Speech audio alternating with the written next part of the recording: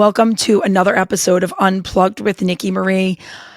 I just had the best conversation with Dr. Stephen Storage. He is a psychiatrist from Amen Clinics, and we are focusing on brain health, but not only brain health. We're going to title it Raging ADHD Motherhood.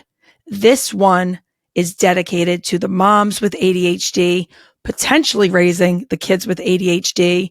And it's a way for us to learn a little more about ourselves, to give us a little more compassion about ourselves, and to basically find our people where we feel seen and heard and understood. Before I get into this episode, please hit the subscribe button, whether you're listening audio or you're watching on YouTube or both. It helps me to keep this podcast going and growing.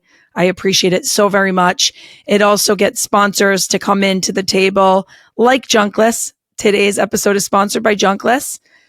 They make it possible for me to do this. And they're only going to be here if they see that people are watching and listening. So thank you, Junkless. You are always in our snack drawer. Less junk, less ingredients, less sugar, more snacks. Keep them going because us moms need those snack drawers full. Mom approved, Nicki approved. Thank you, Junkless, for being here. And thank you for listening to today's episode of Unplugged with Nicki Marie. Welcome to the stage, Dr. Stephen Storage. Welcome to Unplugged with Nicki Marie, Dr. Stephen Storage, 6 a.m. West Coast time. Here he is in the flesh. Hey, thank you so much for having me. And sorry if the lighting is weird. It's still dark outside. Listen, I need to know what's in your mug because I know what's in mine. And because we're talking about ADHD and I've seen lots of Dr. Amen's stories, I am drinking coffee. As am I. Okay. I like to start the day with 1 cup. And are there worse things? Yes. Would it be great if I didn't require a little bit of caffeine in the morning? Yes. What I have in here is Phil's coffee, Philharmonic, a little bit of cardamom on there, totally black, quite strong. And this will be the cup that I drink today. And after that, I will rely on water. I think I should take that tip as 1 cup because by the time I'm on 3, it's over. It's over for the internet. It's over for my dog. It's over for my kids. I just, and then I'm like turn into a pumpkin at 9 p.m. Sharp. Why is it over for your dog? Just she came in to be kind of like a little bit of pet therapy for us. We rescued her. Yeah. And I thought she was going to be like a soothing part of the house. And I think I gave her anxiety. She needs to get herself a cat. Right. She now has ADHD too. So without further ado, today's episode is going to be called Raging ADHD Motherhood. And Dr. Storage, I wanted to cover ADHD as a whole, but I can't help but think if I need content like this for me, how many other moms want this? So let's honor those mothers. Absolutely. Let's do it. So back to Raging ADHD Motherhood, because I always say online, I'm like, I have raging ADD. I know I do. But I always thought it was when they say ADHD is your superpower? Yeah. I was always like, oh, this is great. It's made me driven in sports. It's made me driven. I was like, climb the corporate ladder. Give me that job. I can do it. Put me in coach. And then I became a mom. And I was like, wait, this is where you need routine and you need structure. You need to know what self-regulation is. You need to teach that to your kids. You need a plan for after school when you have to get a kid to a sport and back. You've got to have a snack after school. You've got to deal with the after school crash out. You've got to get their homework on time, their assignments in, the responses to coaches for registration and camps and the feedback that the school needs. And then their pediatrician appointment. I'm like, holy shit. I thought I knew everything about ADHD. And now I'm like re-educating myself because motherhood is like crash out. And you're compelling me to go back into the house and say thank you to my wife because thank God, she has helped manage that so much. And she does not have ADHD, whereas I do. And so I can relate to what you're saying. All of those little things, which are, not necessarily little, but all of those things that occupy so much space in our brain make it that much harder for us to function. Because if you saw my desktop right now, you would see approximately 60 folders just like spread out all over the desktop. And that is what the ADHD brain often feels like, right? We're holding on to all these open folders at any given time. The folders are anywhere from 20 to 80% downloaded. It's all swimming around. And that creates this baseline level of like stress and angst. And the superpower in that is that folders that don't belong next to each other are next to each other. So, there's the connections like, oh, that idea to that idea. Brilliant, creative, outside of the box thinking. But as demands go up, ADHD gets more difficult to manage. So I think of ADHD ultimately as a supply demand issue, right? So like, is blood flow supply to the prefrontal cortex, little problem, prefrontal cortex, front of the brain, keeping up with the demands that are being placed on it?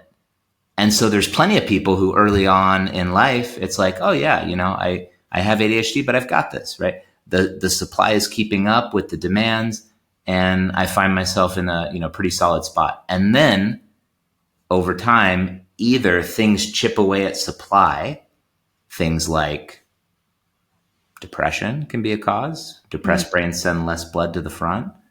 Perimenopause can be a cause. Hormonal fluctuations affect how dopamine is regulated. Head injury, lifestyle changes, and then anything that increases demand. Kids, drop-offs, 100,000 things to be responsible for. Now suddenly there's an imbalance, and it's like, oh my gosh, my ADHD is raging, right? It's worse than ever. Or sometimes I never even knew I had it, but now I feel like I do. What's going on? I see that a lot. Yeah, I see that a lot. And I couldn't help but think, are women with perimenopause being misdiagnosed, or is it coming out now, or a little of both? I think it's a little bit of both. Yeah. I think there's increased recognition about all of the ways that perimenopause can manifest in a woman. And ADHD is absolutely one of those ways. So that's so interesting. I feel like that's another really good topic. That's a whole other podcast, is perimenopause ADHD. Yes. If you want to come back, I have so much to talk to you about. Hey, absolutely. And, we can get my wife on too, because she's a gastroenterologist. If you want to talk more about the gut side of things, she'll be your gal. What do you see happening right now? And I know this is broad. What do you see happening right now? Women, ADHD, current, because I see it everywhere. And I grew up thinking I was the only woman in my surroundings that had it besides my mom. So what's happening?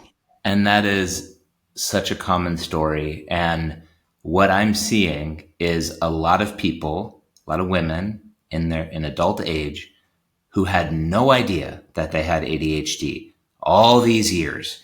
They may have thought it was something else. It may have been misdiagnosed as something else.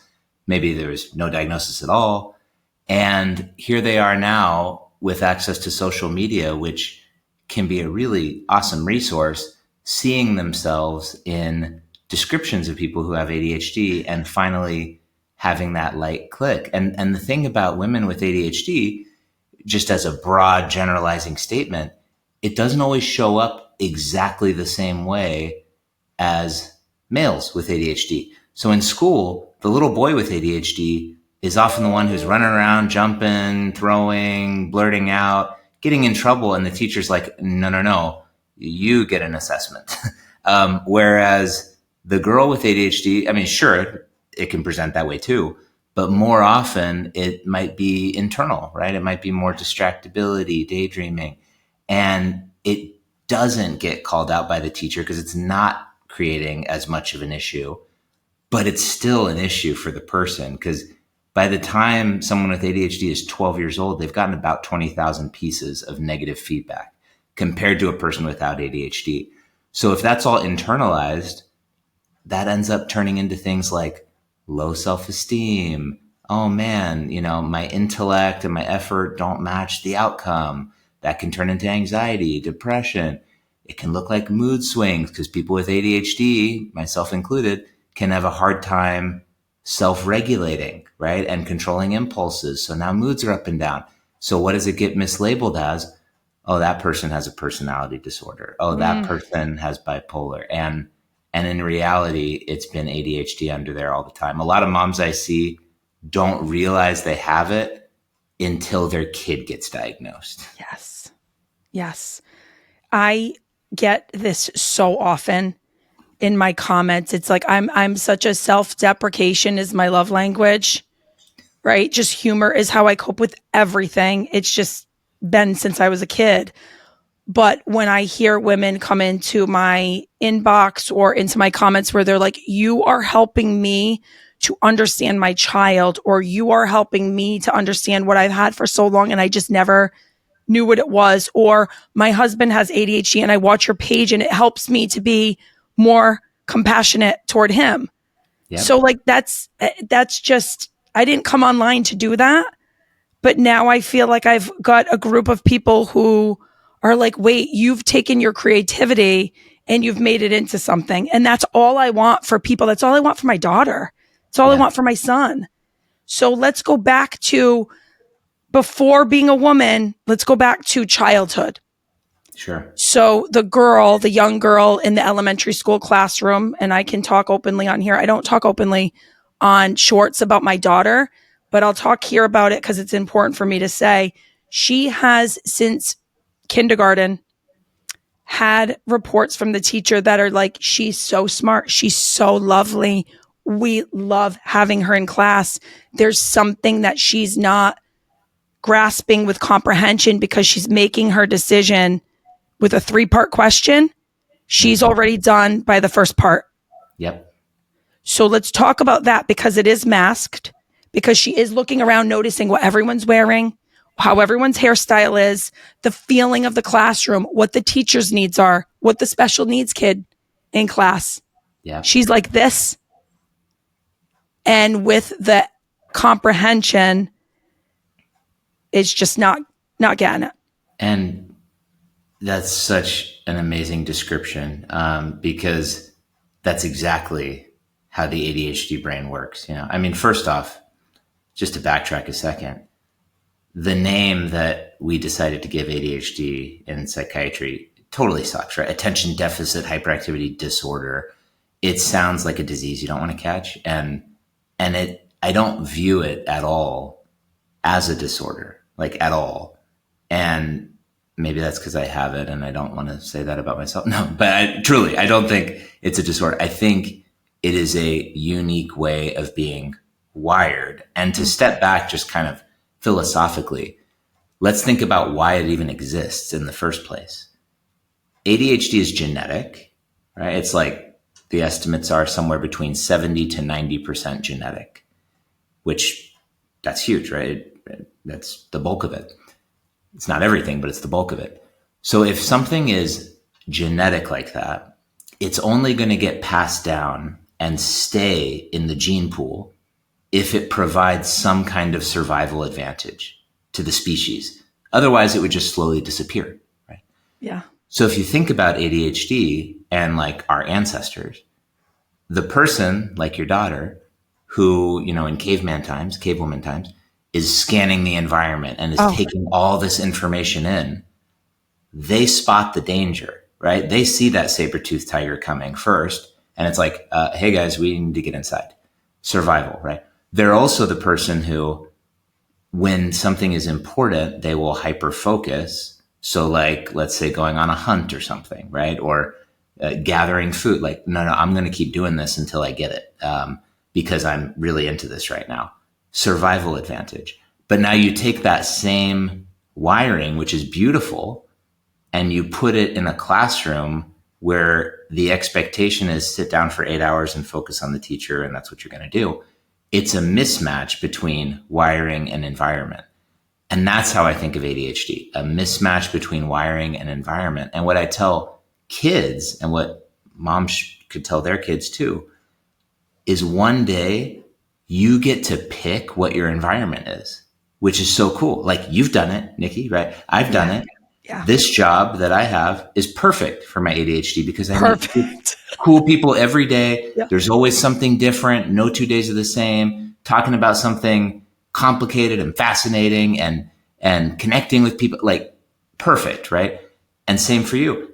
And that means you can let the ADHD go a little bit and really use it as a superpower. So it's all about eventually connecting your wiring to environment. And at some point, people have a choice to do that. And until then, it's about, how do I maximize what I can get out of this environment so that when I get to choose mine, I've got, plenty of choices. Yeah. Okay. In the meantime, what can we do with our kid? Like, what are things that you see working for children today when they do have to get through? Because we've got school to get through. And let me tell you, I am not a great homework parent. I am the worst. And I see her frustrations and I see myself. And then that triggers me, right? So we're talking about the generational stuff here. It's wild. It's hard because when you're helping your daughter with her homework and managing her potential ADHD, you're also managing your own ADHD at the same time. You're managing two people at once. So the first step is making sure that we're taking care of ourselves. Yeah, I mean, that's cliche, but it's true, right? Like, we need to make sure that we are eating the foods that help our brain function at the highest level. We need to make sure that we're exercising, and we can talk about details about how and what type of exercises are best for ADHD. We need to make sure we're getting our sleep. Like, these are the fundamental things. If we need to be taking some supplements, and there are plenty out there that have good evidence for helping with ADHD, great. Medicine is not out of the question. I'm a holistic psychiatrist, but I also prescribe medicines every day.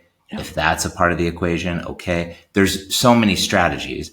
And then once we've got ourselves regulated, then we try to apply the same principles to our kids. And there are so many things, even outside of medication, that are very, very helpful for managing ADHD. When I was in med school and residency, the way that I was taught about ADHD is medicine's really the only thing, right? Medicine's really the only thing that helps. Other things, not so much.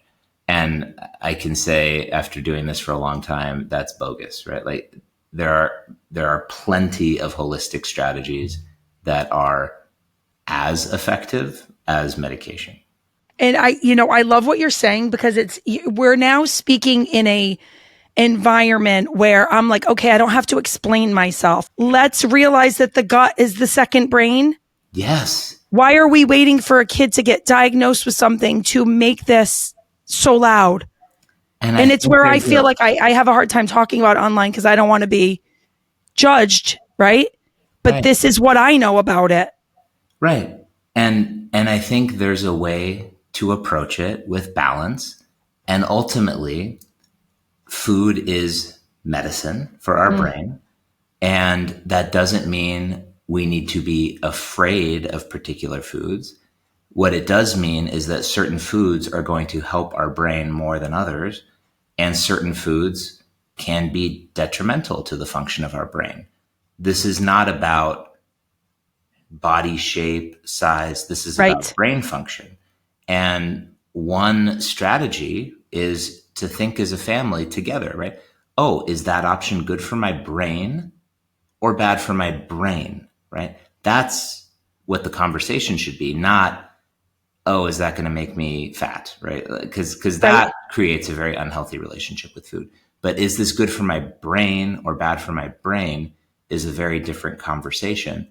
And it's not about perfection either, right? Like, what I tell most of my patients with ADHD and what we practice in my home is, we don't have refined sugar around. That doesn't mean there isn't sugar, right? Like coconut sugar, dates, other natural forms of sugar, but we don't have the refined, added, highly processed cane sugar. In our household, we're gluten-free. Part of that is because in the US, gluten is quite inflammatory compared to other regions of the world. And lots of people have underlying sensitivities to it. And then we don't have processed foods. So if you read the label, you read the ingredients, you can't really pronounce what's in it. It doesn't really sound like food. You couldn't buy that ingredient by itself in the same grocery store. Those cause inflammation in the brain. So that's the common denominator between the three things I just said. Inflammation. And when you look at brain scans, which I do for most of my patients, inflammation takes parts of the brain that are overactive and makes them even more active, and parts of the brain that are underactive and makes them even sleepier. So it takes whatever you're dealing with and exacerbates it. So again, it's not about fearing those foods. Are they occasionally going to sneak in? Sure. But it's about trying to create a lifestyle around brain health. And the language to it. Amazing for the brain too. Yeah. What is it? I said there's plenty of food that's incredible for the brain. So many options. It's not about deprivation. Right. There really are. And I think we're coming along, we're coming along. It's to the point where I want the schools to really know more about it. I want them to teach more about it, right? They're still getting there. And I know teachers are right now going based on curriculum. Mm-hmm. And I see the stuff that comes home and I'm like, great, they're talking about feelings. They're talking about their moods. They're talking about self-regulation. I see my son's third grade homework. Mm-hmm. But I just look at the nutrition and they're still just doing the whole, what's good for you? What's not good for you? The cheeseburger versus the ice cream. So I love the language, and I'm going to take some of this because I tend to be a little bit of a nag around food, and I'm going to change some of my language to be more about the brain. Absolutely. And then also knowing that, hey, let's try this, a way to frame it to kids sometimes. Because, my kids are young, right? My son is almost 7. My other son is 4. I can control them, right? But at some point they're going to be older and it's going to be harder to control. And ultimately what you need is buy-in. And I think for anyone, kid or adult, if we know why we're doing something and it's important enough to us, then that's going to create some intrinsic motivation. So if I, for example, have seen my brain scan and I see, wow, there's a lot of increased activity there, and those areas that are supposed to help me focus are looking a little sleepy. And when I eat these foods, it's going to make that more challenging. And that's not aligned with what I want, whatever it is, making the baseball team, getting good grades, becoming whatever, Yeah. And then if you link it back to that, then that's much more motivating than a parent just saying like, yeah, no, don't eat that thing. Don't eat that thing. Right. Yeah. But again, when people do this and they feel a difference, that's also super, super motivating. I mean, when before I joined Amen Clinics, I was on faculty at USC, University of Southern California, and I would see patients at Children's Hospital Los Angeles. That's where I spent most of my time. And I was known as the attending physician who knew where all the snacks were, right? Like every nursing station in the whole hospital, I was like, oh yeah, they tend to bring this, they tend to bring that. And then I'd be like rounding with my medical students. I'd be like, hold on, before we go over there, like let's swing by 5 West because they're probably going to have some donuts. And now when I look back on it, I'm like, oh man, what was I teaching these med students?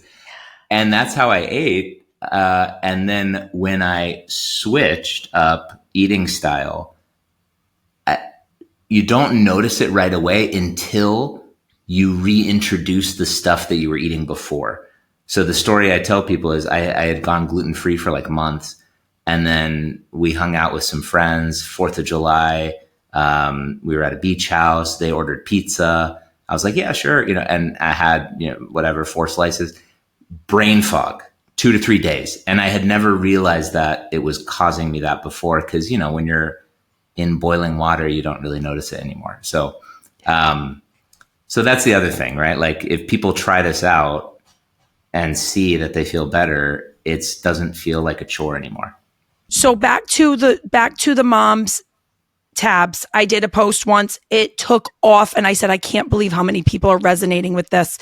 And I was talking about how ADHD paralysis Yes. is like, and I had this big bowl of lettuce in front of me. I said, ADHD paralysis is where you've got all these leaves of lettuce and they are all open tabs in your head.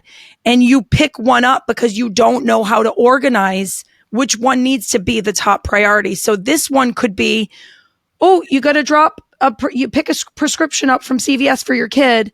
And this one is like, pay a bill that you will get a penalty for that will cost you money. And you do this one because it's quicker and easier. Uh-huh. Oh my God. That is the greatest topic. And when I do ADHD coaching with people, this comes up every single time, right? And here's the thing. The ADHD brain loves the quick dopamine hit, right? Yeah. Loves it, right? Yeah. So if I can pick up that prescription, it's like, boom, check, feel good, little dopamine hit. But then, in the background, it's like, oh crap, all these other things are brewing that I'm not getting to, and I'm getting into some real trouble here. But I'm operating on the surface here, like check, dopamine hit. So what I do in my own life, and what I tell people to do, is to make this thing called an Eisenhower matrix. They've been around forever. Well, not forever, I guess, since Dwight D. Eisenhower was president. But it's called an Eisenhower matrix. And what you do is every day, either before going to bed or to start the day, you make a little 2x2 table. Okay, so a little 2x2 table. And at the top, you write urgent for one column, not urgent for the other. And on the side, for the top row, you write important. Bottom row, not important. Okay? And so you've got 4 quadrants now, and you think about all the things, right? You just dump onto this thing, all the things that you got to take care of that day as fast as you can, right? Oh, go to soccer practice, pick up the prescription, pay the bill, call back the friend, just all the things. And you try to figure out which quadrant does it belong in. Is it urgent and important? Like this is a deadline, it must happen today. Is it urgent but not that important? Like I got to return this thing to Amazon, and if I don't do it today, I pass the window, but it's like a $5 item, right? Is it important but not urgent? Oh, I've got to schedule that doctor's appointment that I've been meaning to schedule for a while. Or is it not important and not urgent, which is where we love to live in ADHD? Absolutely. That fourth square. And so when you do this and you get it all out on paper, then the strategy is, which square do you think you start with, right? Square one, urgent, important. And then once you've knocked that out, then it feels so good, but it's so hard to do. It is. I mean, well, we got there's some passports. Strategies there too. Yeah. We got passports done yesterday. We leave for an international trip in 30 days. That's pretty good. You got it done a month in advance. Had to. This is the cutoff. They come in, the expedited comes in 2 to 3 weeks. So I am just like, it's a rush. And I had months to figure this out. And the passport has been at the top of my Eisenhower Tower for months. And then I got them done. And let me tell you, I was like, right? And it took all of 2 hours. If from the appointment to the paperwork. She's going to laugh so hard because I was in the same situation. She had been reminding me for literally months, like, hey, you got to get your real ID. Hey, you should get your real ID. And then I was like, it was time to travel somewhere. And I realized that my driver's license was about to expire. And then I'm like, okay, well, let me get the real ID. Yes. And then you need your passport for that. And then I look at my passport. Oh, it's expired. So now I got to rush the passport, and then I got to go to you get that and then go to the DMV, get the real ID. So I relate so much, right? We put things off until, unless we're really intentional about it, we put things off until there's all the adrenaline in the world and all the pressure in the world and the chaos of getting it done. And frankly, the ADHD brain it thrives in that setting, right? Because when it's chaotic, we're making tons of dopamine and we're like, yeah, let's go, locked in. And when it's not like that, it feels like, oh, are you kidding me? Like I've got to do this task and go to the DMV and fill out a form online for the pet. Boring. That feels dreadful. Like I don't want to do it. And so we get addicted to the chaos a little bit. Okay. That leads me, the fact that you just said your wife is going to laugh at this. I have to ask you, are divorce rates higher for couples with ADHD? They are. And there's reasons for that. And you might imagine some of them. I probably have lived some of them. So yes, imagine and yes. Yeah. Go on. Well, tell me if any of this sounds familiar. I mean, just last night, right? We're both sitting on the couch. We get the kids to bed, which is always, an exciting adventure. And my wife is talking to me about, like how things have been and the kid. And I find myself nodding, but not being present, just in my head with all of the other tabs that are open. And an ADHD superpower is you can look like you're listening when you're not listening, right? Just like, just doing the nod. But in your head, it's like, oh, what about this? What about this? What about that? But I got caught, right? I got caught. It's like, wait, did you hear what I just said? And it's like, yeah, you're talking about.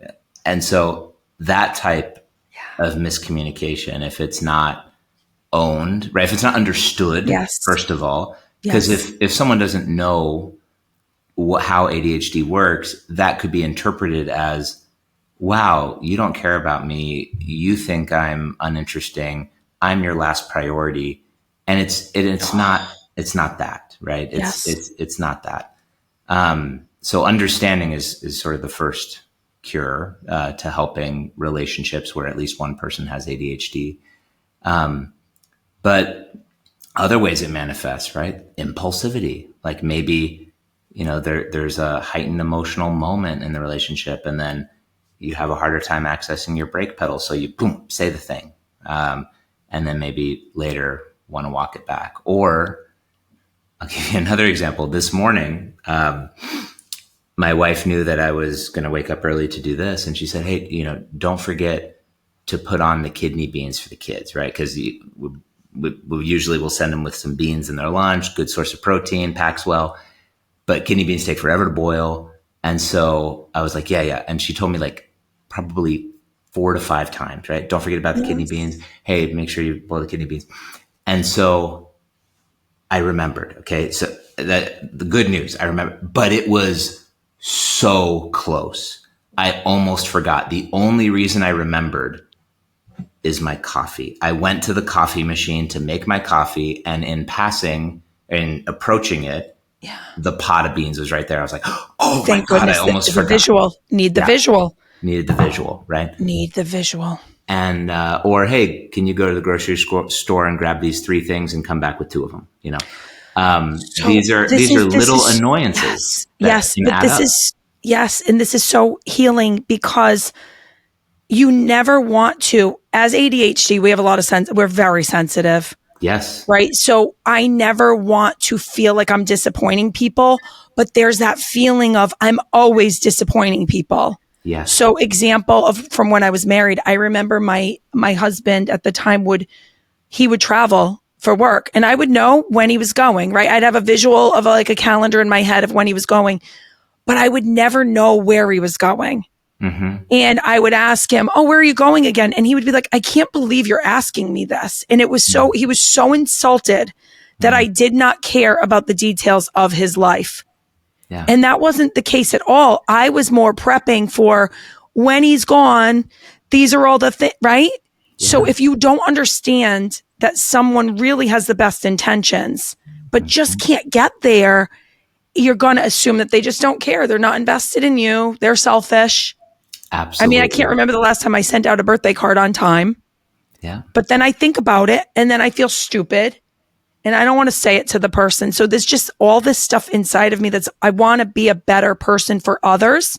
Yeah. But I don't know how to balance it out when I'm so focused on work, so focused on my kids. I don't know how to have the energy for I'm going to say it for the people in my life that deserve some of me too. Yeah. Is that common?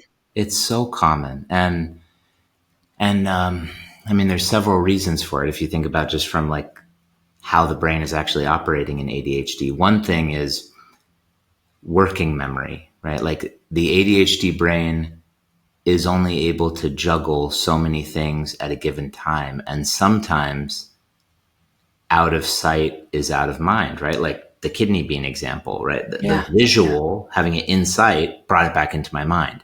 Otherwise, it was juggling somewhere in the back and not at the forefront of my consciousness.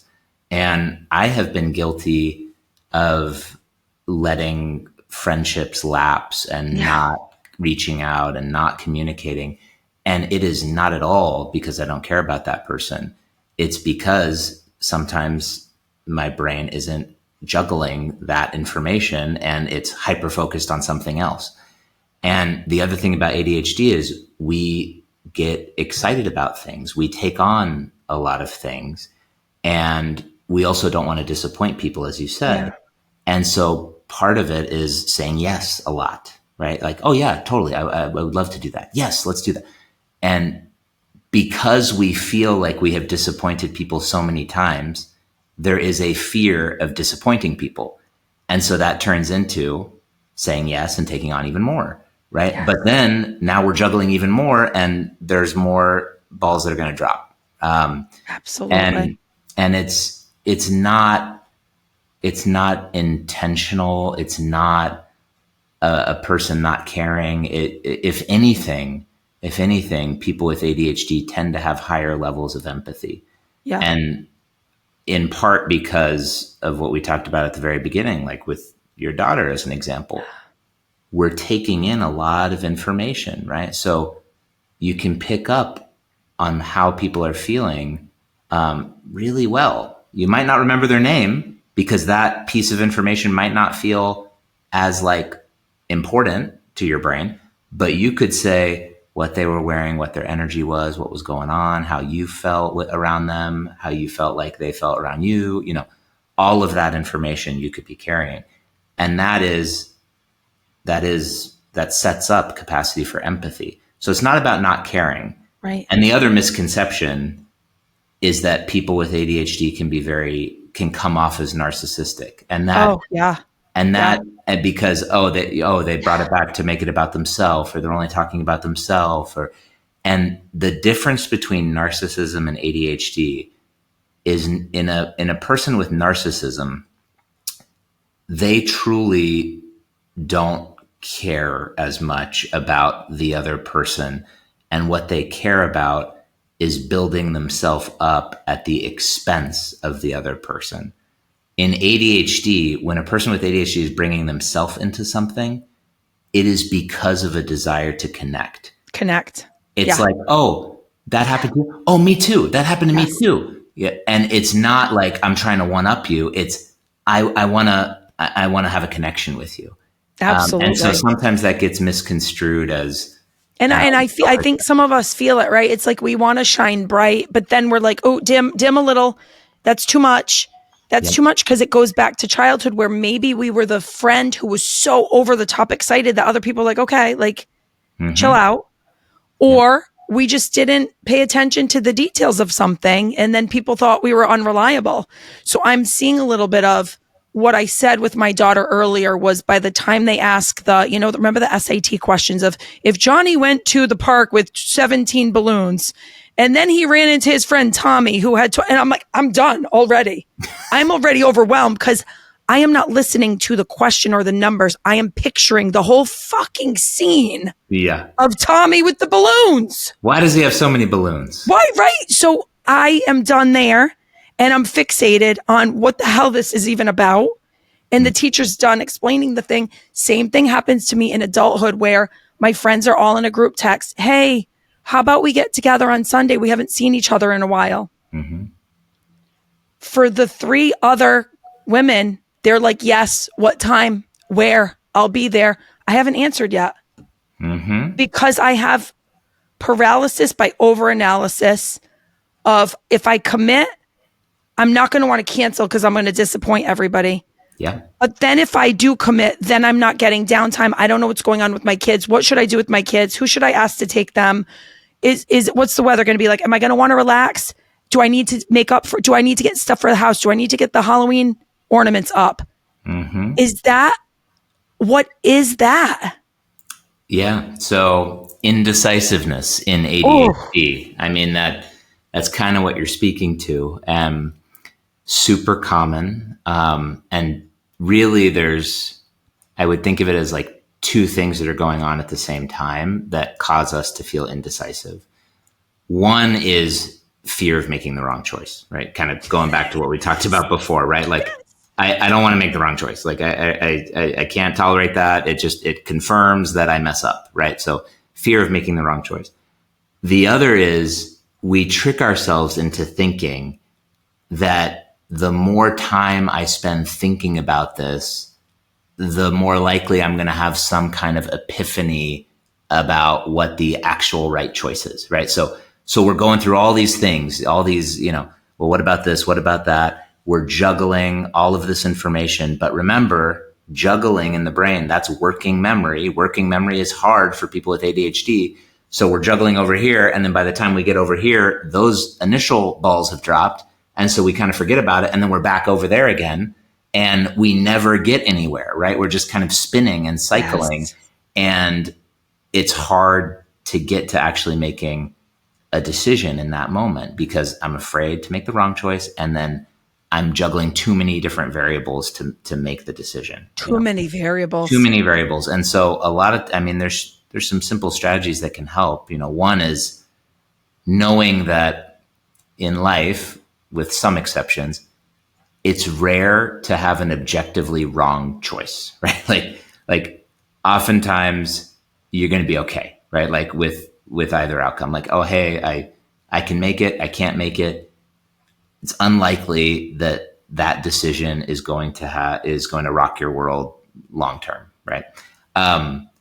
Another strategy is to set timers for making a decision. Like, hey, I've got 2 minutes to make this choice, right? 2 minutes. I have one of those little cube timers. Yeah. No, those are awesome. Timers, there's so many cool ways to use timers in ADHD, which I'm happy to talk about. But and then the other thing, especially if you're deciding between multiple things, right? Like, what's the backsplash going to be for the kitchen remodel?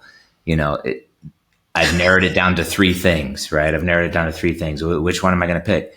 Well, the strategy is you look at the 3 and you make an executive decision to eliminate one of the 3, and then you're down to 2, and then you flip a coin.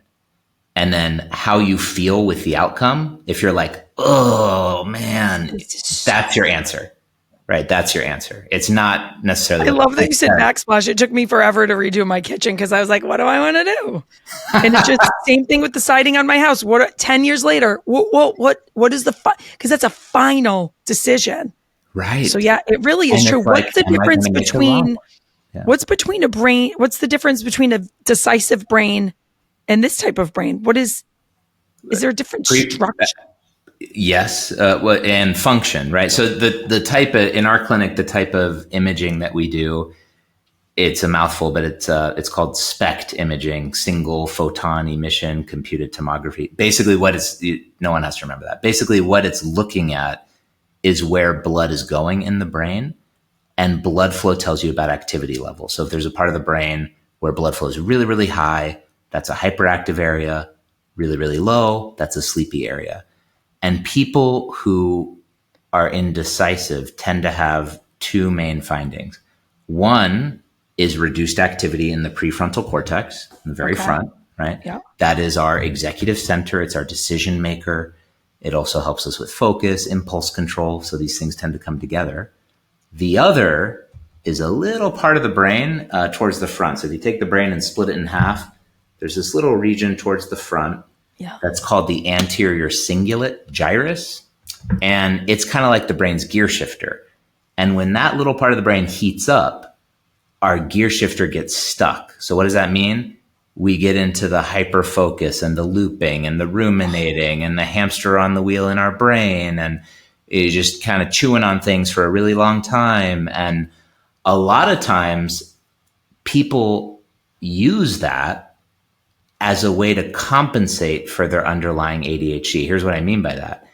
If you've grown up with ADHD and you've internalized this feeling like you are less than, or you mess up, or, you know, it's giving your self-image a hit, there's really three ways that people tend to cope with that. One is like learned helplessness. Like, oh yeah, well, I just, you know, I suck, and I accept that I suck, and that's what it is. And that's my identity now. Another is people pleasing, right? I'm going to say yes to everything because I don't want people to be upset with me. I used to do that. Now I'm a bitch. Awesome. So that'll be, I think that'll be the tag for this episode. Yeah. And then the third one is perfectionism, right? Which is kind of that overthinking, right? If you know, I'm afraid to make a mistake. Like I don't want to make a mistake. So I'm going to work extra hard to prevent myself from doing that. And that's hard to maintain. It's hard to be perfect. Yeah. You just, that part of my brain is itching right now. I'm like, whoop, he hit something there. So I know you have to go soon, but I have so many, there's got to be a part 2 to this because I've got Q&A. I've got a ton. Yeah. Let's do 5 a.m. my time. That would be even better. Yeah. I have a part 2 ready, like scripted out, ready questions. But what I want to really end with here is I have watched so many parenting experts. I have talked to personally parenting experts. What they have told me for after school routine or for what I need to do with my kids makes total sense on paper. Yeah. When I try to do it, it feels like I'm climbing Mount Everest. Yeah. So what would you say to the moms who are like, I'm not perfect at screen time. I'm not perfect with the after school crash out. I don't know what to do if my kids don't have sports and there's some type of structure. What would you say to parents who are looking at that 3:30 to bedtime time, feeling like it's a mountain? What would you tell them? First of all, it is a mountain, and that is true in our household and most households. So the first thing I would tell you is don't beat yourself up. Parenting is hard. Parenting with ADHD is 10 times harder, right? So a little bit of empathy for yourself is the first step. The second is don't feel like you need to implement all the recommendations that you hear all at once. That is so overwhelming. And I tell people that I'm invested in them for the long game, right? Like, how are things going to be looking months or a couple years from now, as opposed to just next week? So pick one thing and just get really good at implementing that one thing. And then once you feel like, okay, yeah, I've got a handle on that routine, like they get home and I have a high protein snack ready for them, right? Once you get that going, then move on to the next thing, right? Hey, we're going to be trying to set some limits around screen time where we don't use screens as a break. We use it as a reward when we're all done with everything, but not right before bed, right? Yeah. And then work that in, right? And think about how to work in fit. So just one thing at a time, and you don't need to overwhelm yourself with taking on 10 things at once, right? Oh, you're speaking my language. All right. So the last thing, because you have a hard stop now. The last thing I want to say to the ADHD moms is your house is probably loaded with fun. Your house is very flexible, footloose, and fancy free. And I think the comparisons that we see online make us feel like we're doing something wrong. So I just want to remind the fun houses of ADHD. I mean, we went for passports yesterday. I made it sound torturous. We were laughing so hard in the post office because they make you take the picture and you can't smile. So not only can you not show teeth, but you can't even have do you know how long it took the three of us to take a picture? And I thought to myself, this might seem chaotic to some, but this is like what I live for. Like, we are having fun together. Well, and those are the moments, right? Like, and that's exactly right. People with ADHD are so good at connection, and so good at being present for them, can be so good at being present for the moment. And sure, there's chaos and sure, there's disorganization, but for those mothers out there who are doing this every single day, and dads, like, your kids care more about the connection that they have with you than how organized you are. And so just, yeah, I would totally echo what you just said. That is a great way to end this episode. I'm going to say part one. Say it. Yeah. Part one of to as many Unplugged. Unplugged. Well, that's a whole other topic too, is the devices. But, where can people find you? On Instagram, my handle is that my handle is at Dr. Steven Storage. I also cross post to TikTok, same handle. And then I work at Amen Clinics at the Encino office in Los Angeles County, California, and we've got a website. Love it. I'm going to manifest that I'm going to go and get my brain scanned at some point with you guys. I think that would be amazing, and I'd be happy to see you when you do it. Yeah, let's do it. Okay, there we go. Manifesting Life with Nicki Marie and Dr. Steven Storage. Thanks for being here. Please subscribe for more. Love ya.